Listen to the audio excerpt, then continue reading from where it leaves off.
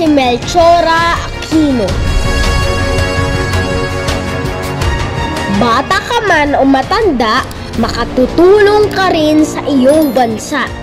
Iyan ang paniniwala ni Melchora Aquino Ramos o Tandang Sora na sa gulang na 84 ay buong pusong tumulong at naging inspirasyon ng mga Katipunero sa pakikidigma sa mga Kastila. Si Tandang Sora ay ipinanganak sa Banlat, Caloocan sa National Capital Region. Si Juan Aquino ang ama niya at si Valentina de Aquino naman ang kanyang ina. Ang angking kagandahan ni Melchora ay hinahangaan ng kabinataan noong kanyang kabataan. Lagi at lagi napipiling magreyna si Tandang Sora sa mga Santa Cruzan. Relihiyoso rin at mahusay makisalamuha si Tandang Sora sa mahihirap man o mayayaman. Sa mga pabasa kung mahal na araw, nangunguna siya sa mga kaibigan sa pag-awit ng pasyon sa mga bahay-bahay. Nang nasa 8 gulang na upang mag-asawa, napakasal siya sa masigasig na manliligaw na si Fulgencio Ramos. Ang pagiging ina ni Sora ay naging mabunga. 6 ang naging anak nila. Kabilang dito sina Juan, Simon, Estefania, Saturnino, Romualdo at Juana. Sapagkat naging tunay na inspirasyon sa tahanan, naganyak si Tandang Sorang pasukin ng asawa ang serbisyo publiko. Dahil dito, tinanghal na kabesa de barangay si Ginoong Ramos. Bagamat masaya ang itinindig na pamilya, nabahiran ito ng lungkot nang pumanaw si Fulgencio. Ang hirap na maging ama at ina ay binalikat ni Tandang Sora. Sapagkat may pansariling tapang na harapin ang anumang problema, ang maliit na kabuhayang naiwan ng asawa ay pinagsikapan niyang palakihin sa tulong-tulong na pagsisikap ng kanyang mga anak. May katandaan na si Melchora Aquino Ramos nang itinindig ang katipunan upang lumaban sa mga Kastila na matagal nang umaalipin sa mga Pilipino. 84 na taong gulang na siya noon at kilala ng lahat sa tawag na Tandang Sora. Sa nakikitang kawalan ng katarungan sa lipunan kung saan maraming Pilipino ang napaparusahan gayong wala namang kasalanan, nagtanim ng galit si Tandang Sora sa mga Kastila. Upang may paghiganti ang mga kababayan, lihim siyang nakipagtulungan sa katipunan. Kapag napapagawi sa banlat ang mga hinahabol na Katipunero, itinatago sila ni Tandang Sora sa malaking tindahan ng kanyang anak na si Juan.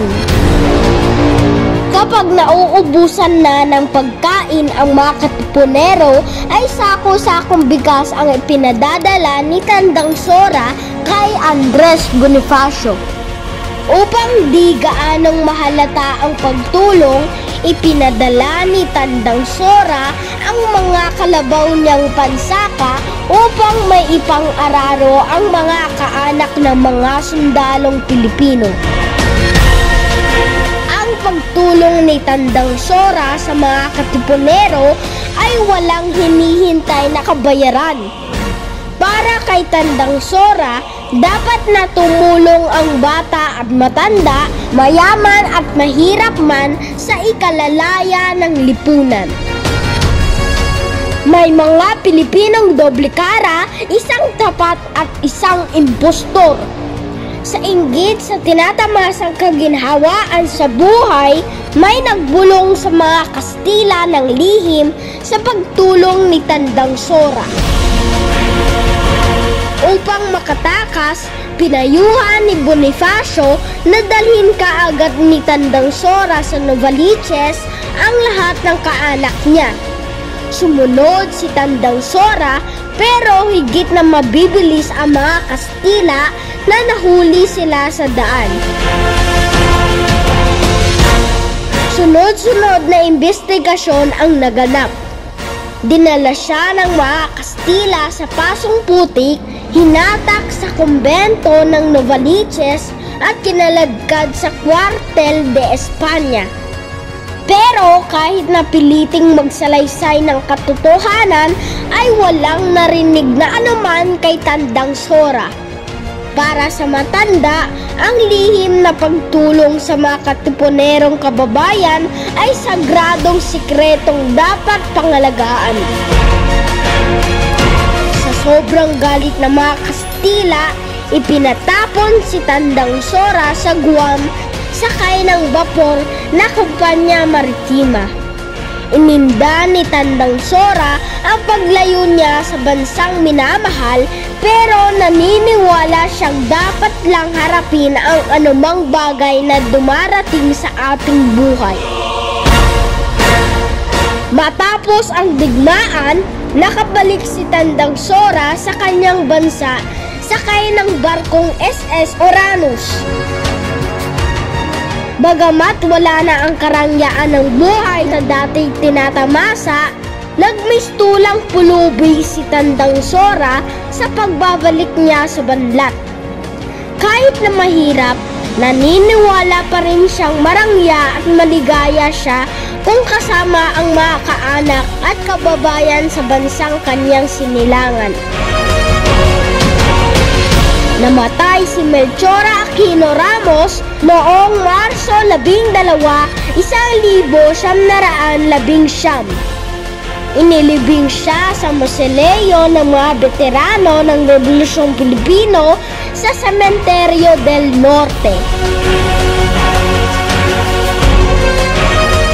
At ito ang talambuhay ni Melchora Aquino o mas kilala sa tawag na Tandang Sora.